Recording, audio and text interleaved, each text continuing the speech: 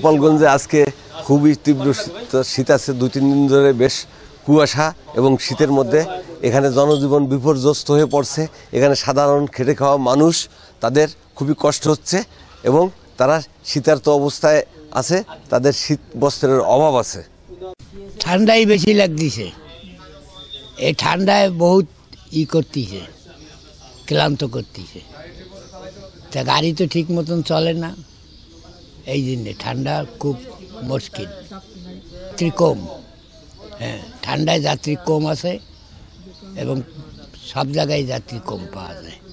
সমস্যা হয় কিন্তু পয়সা কম হয়, এই দেখা যায় আগে 700-800 টাকা আয় করতাম, এখন 500 আয় করি এই সারাদিনে।